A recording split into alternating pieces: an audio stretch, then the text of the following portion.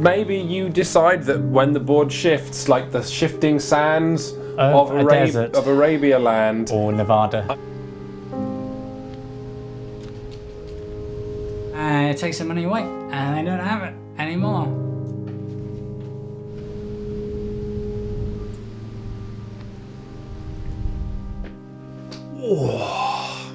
It's not usual for game critics to last very long. One reason for that is that you'd struggle to raise a family on this money. Actually, you'd struggle to raise a medium-sized bird. But another reason is just that critics run out of stuff to say. And I've been doing this for 3 years now, so this week I'm preparing for my inevitable end with new release from Space Cowboys Black Fleet.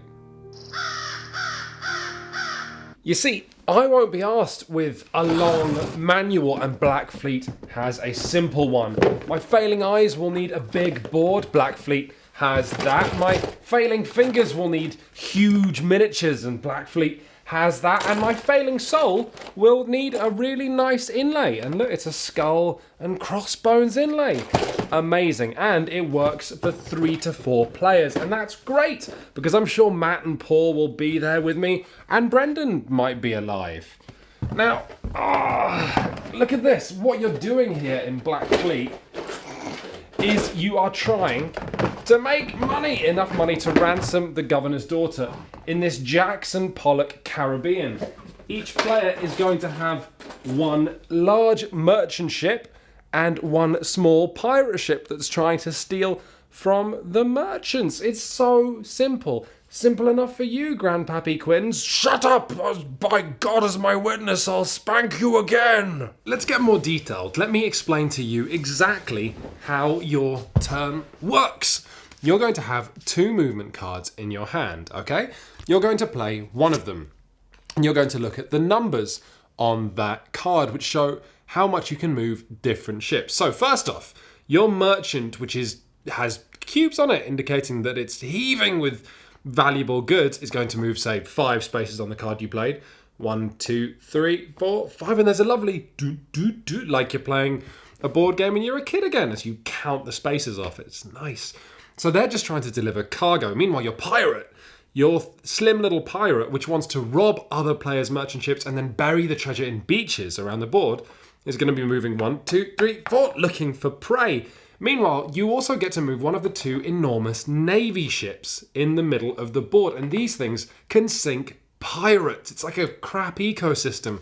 So then you're going to look at your card and you're going to see, I can move the purple one 2 spaces, and you're going to go, do, and immediately, this is one thing, and it is tremendously personal, okay? Everyone is just trying to get through the day, but getting through the day involves ruining other players' turns, not least because this weird, cramped Caribbean often has really tiny 1-lane highways between the islands, and that means that you just can't get through. So even the merchants end up getting in people's way, and that's before you start robbing and sinking one another. Let's get this straight. If you want a simulation, if you want the smell of tobacco heaving from your cargo holds and dangerous storms getting you worried, you want Merchants and Marauders, and I'll include our link to this excellent board game in the video description. If you just want a fist fight in an elevator that's going to have your friends giggling and playing with big chunky components, this is it. You know what else I like? The fact that the miniatures offload your job of remembering stuff to the physical nature of the game. Like, look, you always know that merchants carry 3 cubes because they've got 3 cube slots. And you always know that pirates, when they show up, only ever mug you for 1 cube because they've only got 1 cube slot. And then they can't mug you again because they're full and they have to go away and bury it. It's just good design. Actually, it's kind of just design full stop. It's amazing how doing this job makes your standards slip. But Black Fleet is not some, I have no idea what happened there, stodgy strategy game, okay? It's not, very importantly, a game of counting spaces so your merchant ships always take a route that leaves them just out of route of the nearby pirate ships, of moving the navy vessels into the mathematically best catchment zone. No. Because of these fortune cards, kind of take that cards, which we should really have a better name for them right now. Shut Up and Sit Down tends to deride these. Special one-shot powers where players get hands of them and goes, ha! I've broken a rule and now I've done this thing that you couldn't have expected. We don't like them often, because if your game isn't exciting or surprising enough, probably there are problems with the mechanics themselves, and these decks of cards are always just a kind of gum that sticks games together and stops players from noticing the game they're playing isn't enormously well designed. But in Blackfleet, they work, as they sometimes do, because in tweaking the rules constantly, players can never be sure that they're making the right move, so they stop calculating and start going by their gut. They start having fun. And you know what? Because they're also quite funny. If your merchant ship escapes a pirate and then the pirate catches up with them using a tidal wave that neatly carries them over an island, allowing them to catch up and mug you, that's going to be funny for everyone, probably you as well. When you likewise manage to escape a pirate blockade, a pirate's blocking my way, using a whirlwind. If there's just a sudden whirlwind and you go up and then whoop, and you swap locations and then you carry on your way and you dump your cargo in port immediately, that's funny.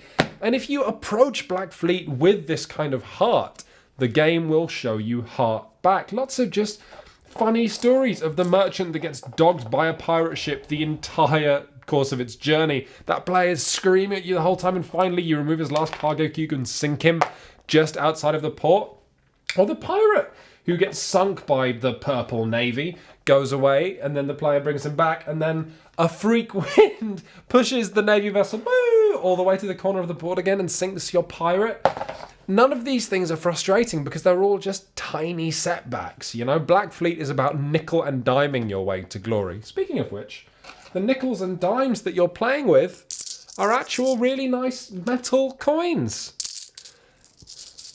I said this before somewhere on Shut Up and Sit Down, but why is it metal coins are so exciting in board games and so boring in real life? But wait, we're not across this ocean of nonsense just yet, because before buying the Governor's Daughter that wins them the game, players also need to buy all of their upgrade cards that are unique, randomized, personal to you at the start of each game. And these are traditionally another American-style board game mechanic that we make fun of, because I don't care that you're paying 5 gold coins to marginally increase the power of this on your turn. I'm disinterested. In Blackfleet, though, it's another example of how these mechanics can be made to work best for 3 reasons. The first of which, the upgrade cards are released with an amount of flair, of theatre, because suddenly someone delivers a load of cargo and flips a card and says, yeah, I know the person who's in this town now, so I'm going to get how much money, you say? Or you're chasing a merchant and then they just turn on a dime and blow you up because they have cannons now. These card powers are also simple enough that you can memorize them, and most importantly, they get around a problem in Ameritrash-style games where players are punished for taking good early turns because everyone else gangs up on them. In this, you just get upgrades for having good early turns, upgrades that are going to help you win. And actually, that's not a problem Blackfleet usually suffers from anyway, because it's mean enough and players just turn into hyenas. You're not going to go for the player who's in the lead because you could make a fast buck continuing to mug the player who's in last place, which, again, hopefully you'll find funny. And, you know, my aging, rotting brain will say, it's funny because the weak are being bullied.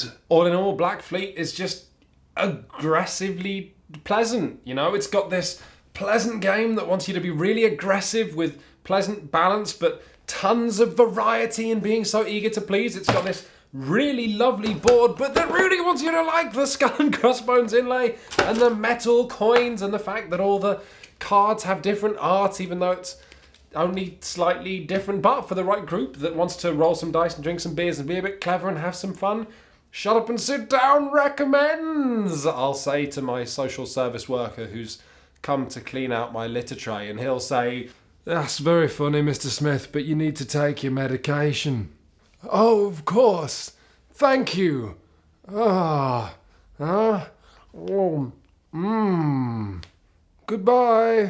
Right, same time tomorrow.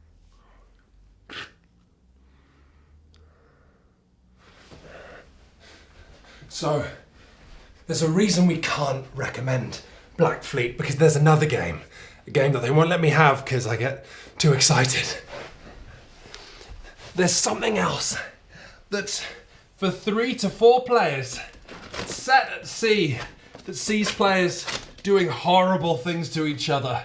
And if you haven't heard of this one, Boy, are you in for a treat? It's called Survive, Escape from Atlantis.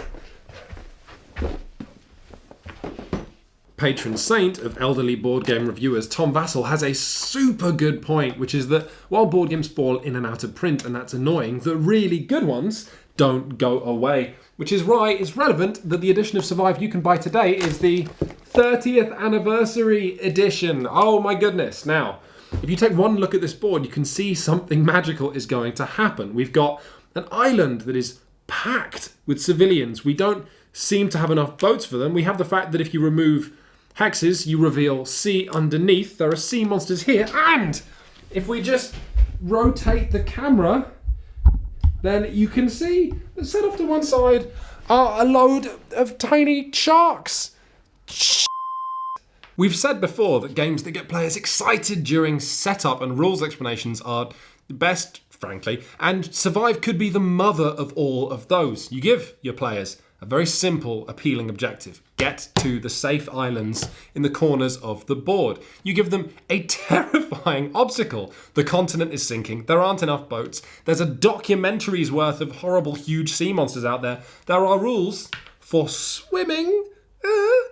And then you crown this cocktail with a nightmarish twist, which is when the setup starts, nobody's people are on the board. So let's say I'm playing red. And then you tell everybody to look at the bottom of their people. And you'll see that everybody has a different tiny number. Can you see that? Printed on the bottom. That's a 1 and a 4. And those are victory points you'll get for getting these people safe. So the 4 might be a Pop Idol and the 1 might be a Brendan. And then you get everyone to place all these people on the board. But the twist, once the game started and you've put your people down, you can never look to remember which is which ever again. Till the end of the game. Then you find out you've just rescued loads of Brendans. Survive loses none of this momentum as you all go splashing into turn 1.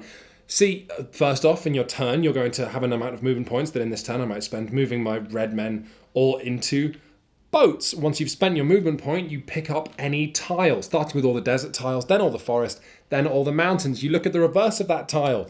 It's going to be a power you can use later. Or, in this case, a whale just appears. The beach sinks and a whale just bursts out from underneath it. See, evocative, thematic. And then finally, you roll a dice to see what flavour of sea creature you can move. I can move one of these sea creatures. My boat's over here, so I'm just going to move this one all the way over there. And that's the game. And like Shut Up and Sit Down favourite Galaxy Trucker, the really important thing here is Schadenfreude. Sea monsters smash boats, whales smash boats, sharks eat swimmers. And when that happens to you, you're not too fussed. You know, the emotional payoff there is not much. But because there are more players than you, mostly it's going to be happening to other people. And the Schadenfreude payoff when you dodge this terrible, terrible occurrence is fantastic. You are laughing and dodging bullets for the whole game. Very quickly, you'll go from having that neat board like this into something like this. Sharks devouring swimmers, whales smashing boats, sea monsters smashing everything. Oh God!